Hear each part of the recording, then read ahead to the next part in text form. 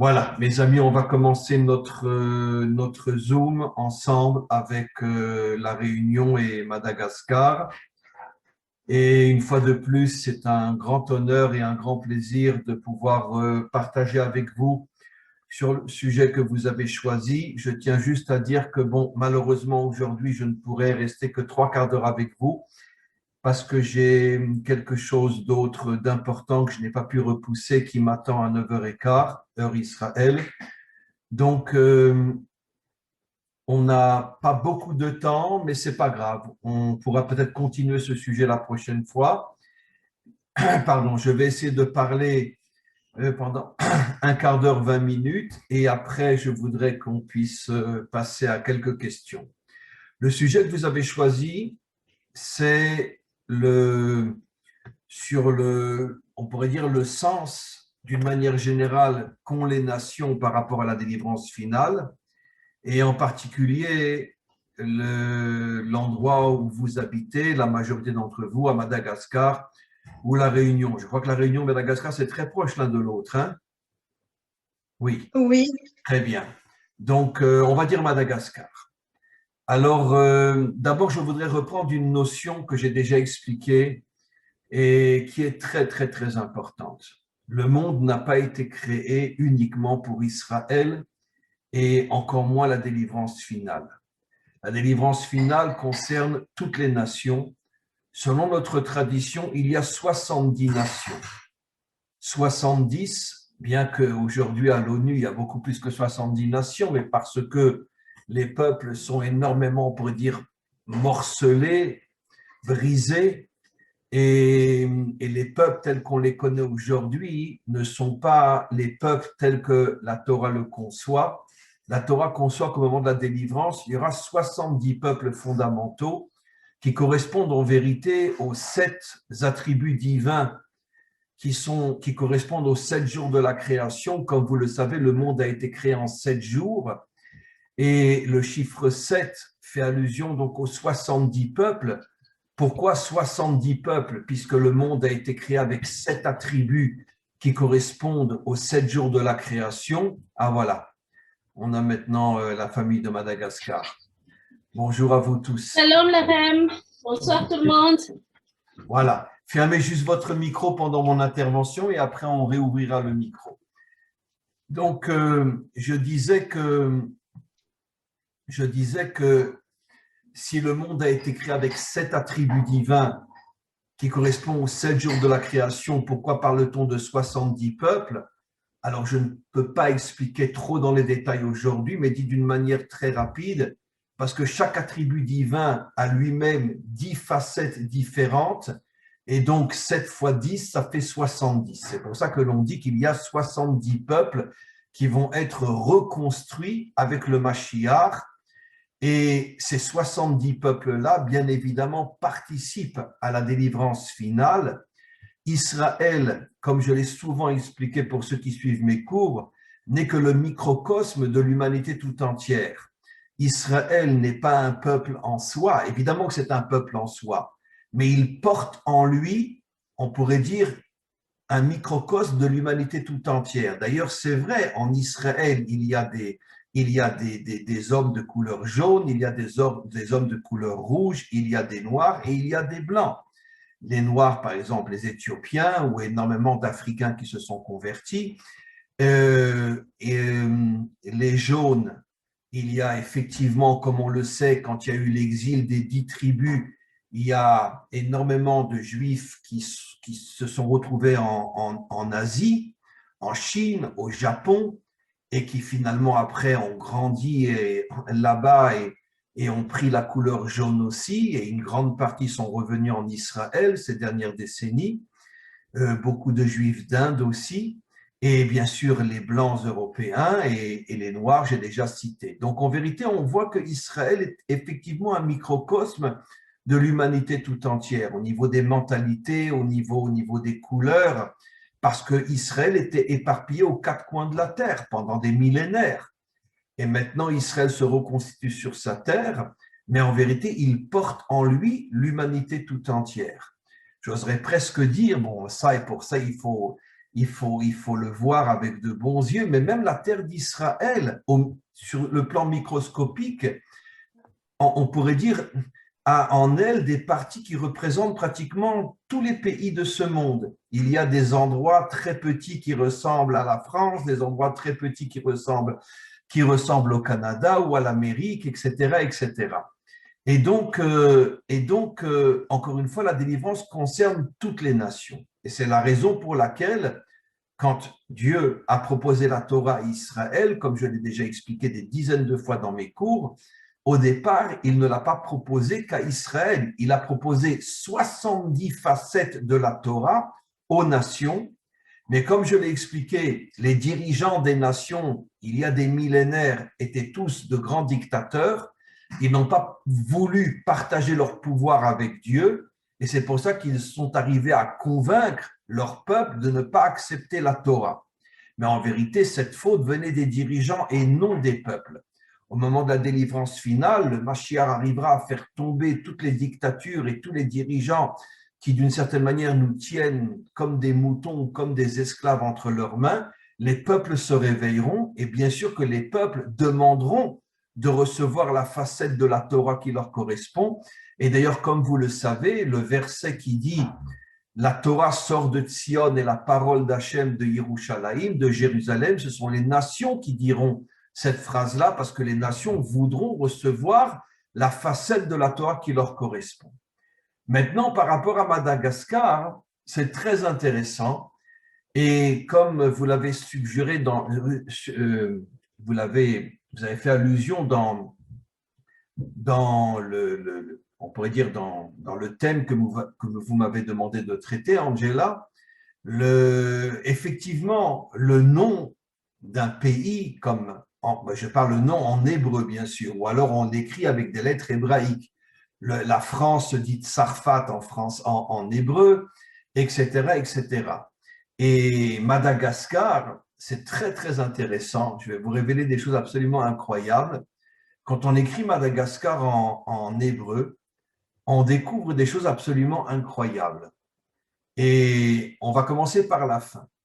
Donc Madagascar, bon, je sais que vous ne connaissez pas tous l'hébreu, donc ça va vous être un petit peu… Bien que j'ai envoyé à Angela, j'ai envoyé le mot Madagascar écrit en hébreu, vous pourrez l'envoyer après à tout le monde. Et comme ça… Si, Rav, on connaît tous l'hébreu. Bon, très bien. On connaît tous l'hébreu, oui. Alors, très bien. Alors, regardez, on va commencer par la fin. Les deux dernières lettres de Madagascar en hébreu, c'est un kouf et un resh. Le kouf a pour valeur numérique 100 et le resh a pour valeur numérique 200. Si on unit ces deux lettres, on a la valeur 300 qui correspond au shin en hébreu. Shin, comme on le sait, le shin, comme la première lettre du mot shalom, le shin en hébreu correspond à 3 yud. 3 yud qui sont, enfin, il y en a un au milieu, et 3 yud qui forment la lettre shin, qui a pour valeur numérique 300. Et ce qui est très intéressant, c'est que d'après les secrets de la Torah, le shin est la lettre qui fait allusion aux 3 pères fondateurs d'Israël qui correspondent à 3 qualités fondamentales. Le premier yud, puisqu'il y a 3 yud dans le shin, le premier yud fait allusion à Abraham, la qualité de la bonté. Le yud de gauche fait allusion à Yitzhak, la qualité de la rigueur. Et le yud du milieu fait allusion à Yaakov, qui a la qualité de Tiferet, qui est l'union entre les contraires. Donc, les 3 qualités fondamentales représentées par le shin, qui est l'union des 2 dernières lettres de Madagascar, le kouf et le resh, font allusion aux 3 pères fondateurs d'Israël, Abraham, la qualité de la bonté, Yitzhak, à l'extrême opposé, la qualité de la rigueur, et Yaakov au milieu, qui réunit les contraires, qui est appelée la qualité de Tiferet en hébreu, c'est-à-dire l'union des contraires. Et on va continuer encore un petit peu, on va de gauche vers la droite. Après, vous avez dans le mot Madagascar, vous avez un Gimel et un Samer, qui a pour valeur numérique 63. D'après, quand on unit ces deux lettres, ça fait Sag, Samer Gimel. Et bon, je ne peux pas expliquer trop dans les détails aujourd'hui, mais je pense que vous me faites confiance. D'après les secrets de la Torah, la valeur numérique 63, qui correspond aux deux lettres, le Samer et le Gimel, fait allusion au nom divin tel qu'il se dévoile dans la Bina. La Bina, c'est quoi? C'est la première des sphirotes, le premier des attributs qui est complètement au-delà de la nature. Ça veut dire qui nous permet de rentrer dans un monde sans limite. Et nos maîtres expliquent que les trois qualités représentées par Avraham, Yitzhak et Yaakov, la bonté, la rigueur et l'union des contraires Tiferet, ont pour matrice la Bina. Pourquoi pour matrice la Bina? Je vais expliquer. Parce que selon le monde de la nature, il est absolument impossible, mes amis, d'unir les contraires. Un homme ne peut pas être une femme ne peut pas être un homme, l'eau ne peut pas être le feu ne peut pas être l'eau, une montagne ne peut pas être une vallée ne peut pas être une montagne, un arbre ne peut pas être un chat ne peut pas être un arbre. Le monde matériel est un monde de limites. Chaque chose est figée à l'intérieur de la nature qui lui correspond. Ce qui veut dire que d'après le monde de la nature, il est absolument impossible d'unir les contraires.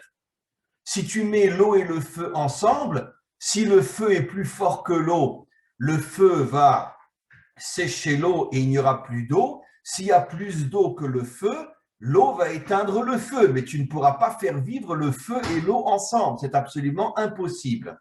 De même, tu ne pourras pas faire vivre ensemble un loup et un homme, ou un lion et un homme, c'est absolument impossible. Soit l'homme est un guerrier, il va tuer le lion, soit le lion est plus fort que l'homme, il va dévorer l'homme. Donc l'union des contraires, expliquent nos maîtres, n'est possible que grâce à un attribut divin qui est au-dessus de ce monde, et donc il sort cet attribut divin de toutes les limites de ce monde, et il arrive à réunir les contraires. Et ça, c'est le secret de la Bina. Ce qui veut dire, je ne sais pas si vous vous rendez compte, mes amis, ce que je suis en train de vous expliquer. Dans le mot Madagascar, on a trouvé les trois qualités qui se réunissent et tout de suite après, on a 63 qui est la valeur numérique du nom divin tel qu'il se dévoile dans la Bina. Ce qui veut dire qu'on comprend pourquoi il y a le Shin dans Madagascar, c'est-à-dire l'union du Kouf et du Resh, parce qu'il y a aussi la valeur numérique du Samer et du Gimel qui fait 63, qui représente la Bina. Et après, on arrive aux deux premières lettres qui sont Mad et à l'envers Dam. Dam, c'est le sang. Nos maîtres nous disent, c'est un verset qui est répété de nombreuses fois dans la Torah, qui a Dam ou a Nefesh. Le sang correspond à la partie de l'âme qui s'appelle le Nefesh. Comme vous le savez, il y a 5 niveaux d'âme. Du bas vers le haut, Nefesh, Ruar, Neshama, Chaya, Yechida. Le Nefesh est la première partie de l'âme qui correspond en vérité à l'attribut divin qu'on appelle la Malchut, la royauté, c'est-à-dire dévoiler Dieu comme roi dans ce monde matériel. Et ça passe par le Nefesh. Le Nefesh est la partie de l'âme qui pousse l'homme à l'action. Parce que pour dévoiler Dieu comme roi de ce monde, il va falloir agir, il va falloir se battre contre tout le mal qu'il y a dans ce monde, contre tous les méchants qu'il y a dans ce monde, qui veulent s'approprier la royauté, la direction pour eux, et qui refusent que Dieu se dévoile comme roi dans ce monde. Donc il va falloir utiliser le Nefesh, qui est la partie de l'âme qui nous mène à l'action. Alors je ne sais pas si vous vous rendez compte ce que je viens de vous dire, qu'est-ce qui se cache dans le mot Madagascar. De gauche à droite se cachent les trois paires, les trois qualités qui se réunissent grâce aux deux lettres du milieu qui forment la Bina et les deux premières lettres qui forment le Nefesh. Le Nefesh est la royauté. Ce qui veut dire qu'on comprend de là quelque chose d'absolument incroyable, c'est que l'un des rôles de Madagascar et d'arriver à unir les qualités contraires grâce à la Bina et d'agir pour le dévoilement de la royauté de Dieu dans ce monde. C'est incroyable, mais c'est ce qui est caché dans le mot Madagascar quand on l'écrit en hébreu. Ce qui veut dire que j'oserais presque dire que le rôle de Madagascar est en vérité le rôle d'Israël. Puisque pourquoi Israël a été choisi? Pour dévoiler la royauté de Dieu dans ce monde. C'est vrai que ça fait des millénaires que nous ne le faisons pas. C'est pour ça que finalement on a été punis. On a eu 2 destructions de temples, on a eu 4 exils, etc. Parce que c'est une chose qui doit se faire au niveau du peuple et malheureusement au niveau de la nation dans son ensemble, les choses n'ont pas toujours été faciles jusqu'à la venue du Mashiach, où là tout le peuple se réveillera et reviendra vers Dieu, en même temps que les 70 nations. Mais en tous les cas, le rôle d'unir les contraires et de dévoiler la royauté de Dieu dans ce monde est le rôle d'Israël. Et on voit que dans le nom Madagascar, il y a toute la mission du peuple juif dans le mot Madagascar. L'union des qualités contraires, la bina qui permet la réunion des contraires et le nefesh qui est l'action contre tous les méchants dans ce monde pour dévoiler la royauté de Dieu dans ce monde. Donc, je vous transmets ici encore une fois un message d'une importance absolument incroyable, c'est que finalement, on a trouvé dans le mot Madagascar qu'il y avait un lien inimaginable avec Israël. C'est d'ailleurs, je ne suis pas étonné parce que depuis le temps qu'on se connaît et j'ai appris à connaître certains d'entre vous et à voir à quel point vous êtes accrochés à la Torah et vous pratiquez même d'ailleurs énormément des commandements de la Torah, vous respectez le Shabbat, vous respectez la cacheroute et quantité d'autres choses encore et c'est quelque chose d'absolument incroyable. Donc, ça serait très intéressant, mais ça, je ne peux pas le faire, de remonter à l'origine, on pourrait dire, des habitants comme vous de Madagascar. Pour moi, je n'ai absolument aucun doute que vous faites partie des tribus perdues. Les 10 tribus perdues se sont éparpillées dans le monde entier, une grande partie en Afrique aussi. Donc, c'est absolument évident que je pense que vous tous qui êtes tellement accrochés à la Torah, qui êtes tellement accrochés à Israël et qui accomplissez tellement de commandements, je n'ai absolument aucun doute que votre origine est en vérité des tribus perdues qui sont passées par énormément d'endroits jusqu'au point d'arriver à Madagascar. Et quand le Mashiach va se dévoiler, nos maîtres expliquent que l'une des premières choses qu'il va faire, c'est de retrouver toutes les étincelles des 10 tribus perdues partout dans le monde et de les ramener finalement, de reconstruire le peuple juif. Et on parle de centaines de milliers, voire même des millions d'étincelles perdues qui aujourd'hui ne sont pas, on pourrait dire sur le plan de la loi juive, ne sont pas juifs à 100%, mais portent en eux une étincelle de ces tribus perdues que le Mashiach va réveiller encore plus qu'elle ne l'est déjà, comme chez vous. Et c'est absolument évident que finalement toutes ces étincelles perdues vont revenir vers Israël, à la fois sur la terre d'Israël et dans le peuple juif. Et le peuple juif se composera à ce moment-là d'énormément de monde quand les 10 tribus seront reconstituées. Donc, sachez que vous n'allez pas rester longtemps à Madagascar. Hein. Si le Mashiach se dévoile, vous venez tous et toutes à Jérusalem. C'est sûr et certain. Et ne vous inquiétez pas, on vous accueillera avec énormément de plaisir et de satisfaction. Voilà, donc concrètement, je vous ai transmis quelque chose qui n'est pas évident du tout. Parce que si vous avez bien compris ce que je vous ai dit, vous avez donc, on pourrait dire, un rôle qui est encore une fois celui du peuple juif, de dévoiler la royauté d'Hachem dans ce monde en se battant contre tout le mal qu'il y a dans ce monde, d'arriver à unir les contraires. Et d'ailleurs, c'est ce qui se passerait, c'est ce qui se passe déjà aujourd'hui dans le peuple juif, parce que comme vous le savez, comme je l'ai dit tout à l'heure au début de ce cours, à l'intérieur du peuple juif, il y a les 4 couleurs qui correspondent d'ailleurs aux 4 lettres du nom divin. Les 4 lettres du nom divin, c'est un Yud, un E, un Vav et un E. Combien il y a de couleurs dans ce monde? Blanc, noir, rouge, jaune. 4 couleurs. C'est absolument incroyable. On aurait pu imaginer qu'il y ait 7, 10, 15, 20 couleurs avec 7 milliards de personnes sur Terre. Il n'y a que 4 couleurs. Le blanc, le noir, le jaune et le rouge, qui correspondent aux 4 lettres du nom divin.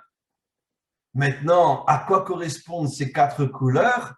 J'ai déjà expliqué qu'au niveau du noir, c'est la royauté. Le Zohar explique dans des dizaines d'endroits que la couleur qui correspond au dévoilement de Dieu comme roi dans ce monde, c'est le noir. Et c'est la raison pour laquelle j'ai expliqué que les Juifs et les Noirs ont été tellement persécutés pendant des millénaires, parce que dans le subconscient des nations, je préfère dire des dictateurs, des dirigeants des nations, ils savaient que Israël et le monde africain avaient un lien dans leur essence extrêmement profond, puisqu'encore une fois, la couleur noire représente la royauté, donc la mission d'Israël de dévoiler Dieu comme roi. J'ai déjà expliqué que la première épouse de Moshe était une Africaine. Il s'est marié avec une Africaine. Pourquoi? Parce que justement, il a voulu prouver que la mission d'Israël était de dévoiler la royauté d'Hachem dans le monde et qui est représentée par la couleur noire. En vérité, pourquoi la couleur noire représente le dévoilement d'Hachem dans ce monde? Parce que ce monde est un monde extrêmement obscur, un monde qui refuse le dévoilement de Dieu dans ce monde. Et donc, comme la couleur noire, d'une certaine manière, qui bloque, qui empêche la lumière. Et justement, qu'est-ce que va faire Hachem? Il va se dévoiler à l'intérieur de toute l'obscurité de ce monde.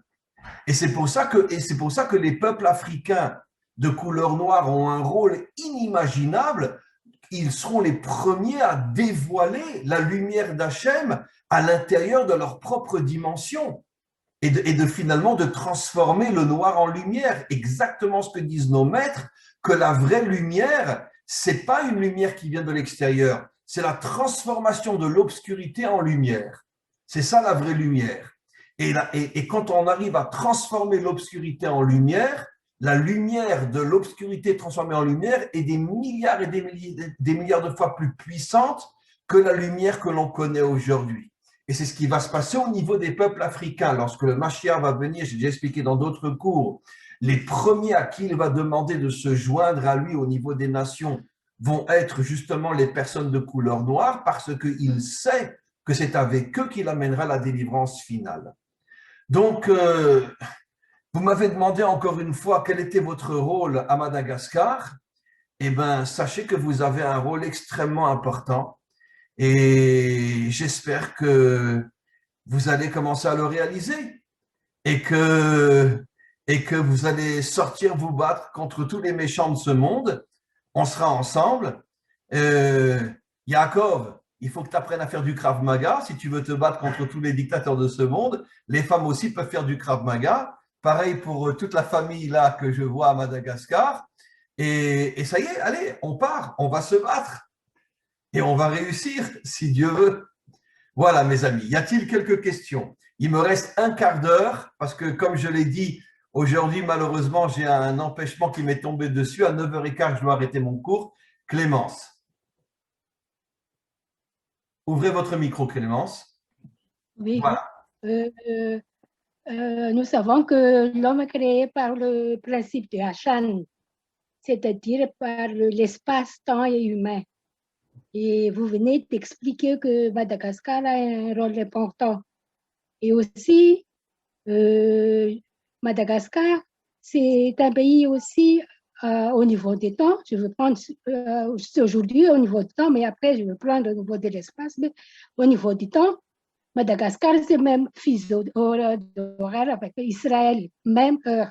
Je n'ai pas compris la fin. Comment était Madagascar au niveau du temps? Même heure. Il n'y a pas de décalage horaire. 8 heures en Israël, c'est 8 heures à Madagascar. Ah, il est la même heure que chez nous, chez vous? Oui.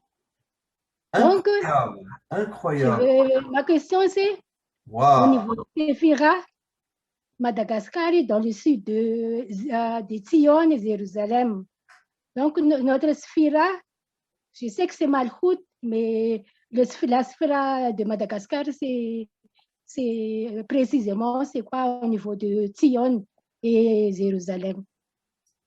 Puisque il n'y a pas juste en hiver qu'il y a un décalage 1 heure, mais à l'été, c'est pareil. Aujourd'hui, c'est pareil. Même, donc, même axe vertical, c'est Israël en haut, Madagascar en bas. ça veut Comme dire que si, Madagascar est en ligne droite juste en dessous d'Israël? oui, même fuseau horaire. Incroyable, Donc, incroyable. c'est comme si c'est un lien entre Hachem et ciel et terre. Je ne sais pas, mais je compare comme ça, avec le secret Non, de Hachem. et ça correspond encore en vérité, ça confirme encore plus que ce que j'ai dit. Au niveau du temps, on est la même horaire. Au niveau Oui. du fuseau, on est sur la même ligne. Et vous Oui. êtes en dessous d'Israël. C'est-à-dire qu'au niveau des sphirotes, vous correspondez véritablement à la Malchut, puisque la Malchut est la dernière des sphirotes, celle qui est tout en bas. Donc, c'est incroyable. C'est incroyable. Alors peut-être que le Mashiach, il va sortir de Madagascar alors. Et en plus, À voir. je vais parler du côté Resh de Madagascar, là. Oui. Resh, c'est ça, il y a une référence avec le paracha Ré, Voir. Oui. Donc, et le commencement de la lettre, c'est même.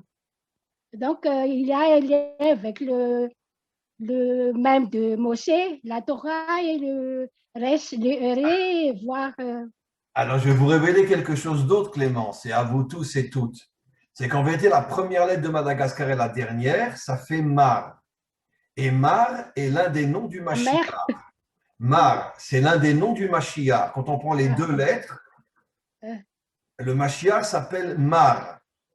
Ça veut dire donc la première lettre de Madagascar et la dernière, d'où on le sait, c'est un enseignement où un jour un rave, son âme est montée dans les mondes supérieurs, il a rencontré l'âme du Mashiach et lui a dit Matai Ka'atemar. Ça veut dire quand tu vas venir. Et il l'a appelé Mar, même Resh, première lettre et dernière lettre de Madagascar. Il l'a appelé Mar. Et donc, on voit qu'effectivement, dans le mot Madagascar, on a la première et la dernière lettre qui font allusion au Mashiach aussi. C'est absolument incroyable. Et donc, ce que vous avez révélé au niveau du fuseau horaire, au niveau que c'est vraiment juste en dessous d'Israël, ça correspond vraiment au schéma des sphirotes où la Malchut est tout en bas. Et dites-moi, et je pense qu'il y a aussi les 4 couleurs à Madagascar, il y a aussi le blanc, le jaune, le rouge et le noir. Le jaune, il y a des jaunes à Madagascar, non? Oui, il y a des jaunes, il y a des blancs, il y a des noirs, mais rouges, ça, Il n'y a pas de rouge. Rouge, je ne suis pas sûre. Non. Mais en tout cas, du jaune, il y a des Asiatiques et des blancs aussi. Oui, il y a beaucoup. Oui, il y a des Français ici, beaucoup. Oui. Des Occidentaux. Peut-être qu'il y a peut-être une petite minorité, peut-être qu'il y a quelques rouges aussi, peut-être aussi. Ben, peut-être. Les rouges, ce ne sont pas les Indiens, par hasard? Oui, d'une certaine manière, qui pose la question là. C'est Fitine. Oui, peut-être, effectivement. Oui, le rouge, c'est la couleur indienne, effectivement. Il y en a tellement ici à Madagascar, en fait. Ah, vous avez des gens des Indiens à Madagascar? Oui, tellement. Alors, donc il y a le rouge aussi à Madagascar. Donc, ça prouve encore une fois qu'il y a les 4 lettres du nom divin qui correspondent aux 4 couleurs de l'humanité. C'est absolument incroyable. Et au niveau de la couleur, quelle est la couleur majoritaire à Madagascar? C'est le noir, le blanc? Le noir. Il y a une majorité de noir oui. à Madagascar. Donc, ça confirme ce qu'on est en train d'expliquer, puisque le noir est la couleur de la Malchut. Donc, c'est bien la mission de Madagascar. Et je n'ai aucun doute qu'au moment du dévoilement du Mashiach, le Madagascar, surtout au niveau donc, des personnes de couleur noire, jouera un rôle inimaginable à côté du Mashiach pour dévoiler la royauté d'Hachem. C'est absolument incroyable. Et puis, c'est pas par hasard non plus. Si vous avez écouté, là, je viens de mettre un cours cet après-midi que j'ai fait avec M. Ababou sur le lien entre la France et Israël. Et c'est pas par hasard que Madagascar était dominé par la France pendant très, très, très longtemps. Et il y a une empreinte française. Et si vous écoutez le cours que j'ai mis aujourd'hui avec M. Ababou, on explique aussi que la France a aussi un rôle très important dans la délivrance finale. Et la France s'est étendue jusqu'à Madagascar aussi. Donc, ça veut dire que le maître du monde dirige les choses de manière à ce que finalement, toutes les nations qui sont liées au dévoilement du Mashiach, c'est le maître du monde qui les met en relation. Et c'est peut-être pas par hasard que la France est installée à Madagascar aussi. Voilà, mes amis, y a-t-il une autre question? Y a-t-il une autre question, mes amis? Angela, Aritania, Tiana, Yaakov. Dis-moi, Yaakov, qu'est-ce que tu fais avec tes papillotes?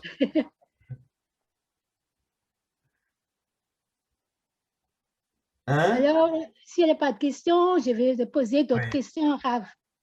Au niveau de le lien avec la terre. Oui. Le niveau de Nefesh, le niveau de l'âme. Est-ce que Madagascar, c'est au niveau des Nefesh, tout simplement, comme vous avez dit ça? Est-ce qu'il y a aussi le roi, le Neshama? Oui, c'est évident. Mais quand j'ai dit le Nefesh, c'est parce que, en vérité, chaque personne a différents niveaux d'âme en lui. Mais ce qu'on appelle son shoresh d'âme, la racine de son âme, c'est-à-dire quelle est la partie de l'âme qui va agir le plus en lui. Par exemple, si je suis un homme d'action, même si j'ai les autres niveaux d'âme, mais ça veut dire que c'est le nefesh qui me domine. Si je suis un homme d'études et d'enseignement, c'est la neshama.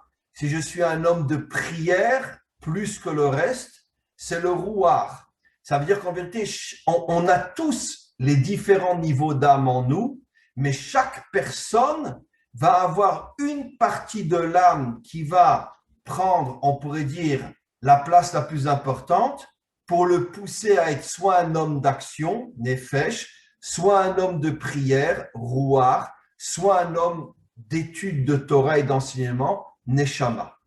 Donc, apparemment, comme dans le mot Madagascar, on retrouve le mot nefesh, il semblerait que, même si c'est absolument évident que vous possédez tous les niveaux d'âme, mais la partie d'âme la plus importante à Madagascar, d'après ce que j'ai découvert dans le mot Madagascar, semblerait être justement le nefesh, ça veut dire l'action. Maintenant, encore une fois, cette action, c'est pas qu'à Madagascar, dans le peuple juif aussi, dans l'humanité toute entière, cette action, elle est encore, je parle de l'action de la délivrance, elle dort, elle est endormie complètement. Qui sont ceux qui se battent véritablement contre tout le mal qu'il y a dans ce monde pour dévoiler Dieu comme roi de ce monde? Personne. Ça veut dire qu'en vérité, le nefesh, c'est la partie la plus endormie de l'homme, expliquent nos maîtres. Parce que des gens qui prient, il y en a partout dans le monde. Des gens qui étudient et qui enseignent la Torah, il y en a partout dans le monde. Mais des gens qui se battent contre le mal de ce monde, il y en a? Non. Ça veut dire qu'en vérité, la partie la plus endormie de l'âme, c'est le nefesh. C'est le nefesh. Mais on pourrait dire le rôle principal du Mashiach va être de réveiller le nefesh de tous les peuples qui sont connectés au nefesh pour en faire des guerriers à ses côtés pour se battre contre tout le mal qu'il y a dans le monde. Et apparemment, d'après ce qu'on a compris dans le mot Madagascar, apparemment, parmi les guerriers les plus proches du Mashiach, ça sera les gens de Madagascar. Pas que, mais aussi. Alors, c'est pour ça Comment? Alors, le moyen, alors ça paraît aussi à Madagascar, puisqu'il y a le 3 Yud, là, 3 qualités. Oui. Le 3 Y avec Chine, Yud avec Chine. Oui. Il y a les Yud d'Abraham, les Yud de Yitzhak et les Yud de Yaakov. Et la dernière lettre, c'est Resh. Donc, c'est Rahel. Oui, Donc, simplement que j'ai pris le Kouf et le Resh, les deux dernières lettres, ça fait 300, je les ai transformées en Chine. oui. Voilà. Alors, le moyen, je veux parler le moyen. Avec Le moyen. Oui. Hier, le mois. Hier, le youd. Oui, absolument. Il y a avec Madagascar. Oui, absolument. Avec Madagascar. Absolument. Ben, le mot Iyar, c'est effectivement l'union entre les trois pères, Abraham, Yitzhak, Yaakov, Aleph, Yud, et Resh, qui est Rachel, qui fait allusion à la royauté. C'est l'union, et c'est ce qu'on retrouve dans le mot Madagascar, puisque les deux premières lettres font allusion au Nefesh, la royauté, les deux dernières lettres font allusion au Shin, aux trois pères, et au milieu, la Bina qui réunit les contraires. C'est incroyable ce qui se cache dans le mot Madagascar. Voilà. Merci beaucoup. Merci. Voilà, mes amis, alors écoutez, bon, je m'excuse que le cours était très court aujourd'hui, mais malgré tout, on a vu des notions très, très, très importantes. Peut-être que notre prochain rendez-vous, on pourra continuer peut-être ce cours-là. Et voilà, en tous les cas, je vous remercie énormément. Je vais être obligé d'arrêter parce que j'ai un autre rendez-vous maintenant. Et on fixera avec Angela, on fixera notre prochain rendez-vous. D'accord? C'est bien? Voilà. Merci beaucoup. Merci à tous. Merci à tous et à toutes. Et on se retrouve dans pas longtemps. À bientôt. Au revoir. Merci à vous. À très bientôt. Au revoir. Au revoir. Merci beaucoup. Au revoir. Au revoir. Au revoir.